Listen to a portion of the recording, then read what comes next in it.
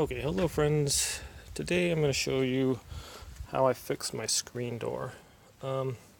It was not rolling at all. It was sticking and difficult to close. So this is little wheels on the bottom and one right here also. So you can see how this one is worn.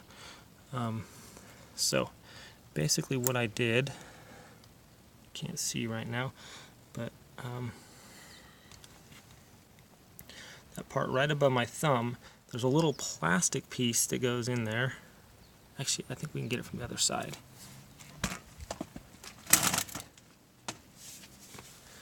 Pull that out so you can take a look at it. So you can see the little round part there, and it's actually a little plastic, maybe nylon bearing in the metal. So that and those little tiny tabs in that round circle that are holding it on there, and those broke off, so my screen door wasn't, oh boy, well, maybe it's not sliding again. Okay, there we go. Is it out though, or is it in? Okay, it's in there, I guess. Okay.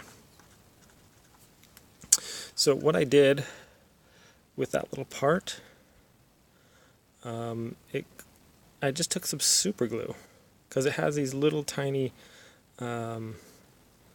plastic or nylon parts on there, and it just broke off real easy, and there's nothing holding it on there really. It's a ridiculous design. It should just made it metal or some kind of metal. So I took a little bit of super glue and I put it on that little dimple there and on both sides, and now it rolls freely. Then I took some Ultra Lube and I lubed that up real good. So that's what I did, and now it glides. Basically, the kids, it was getting stuck so much, the kids couldn't even open it. And now you can open it with one finger, so it works great. So that's what I did to fix my screen.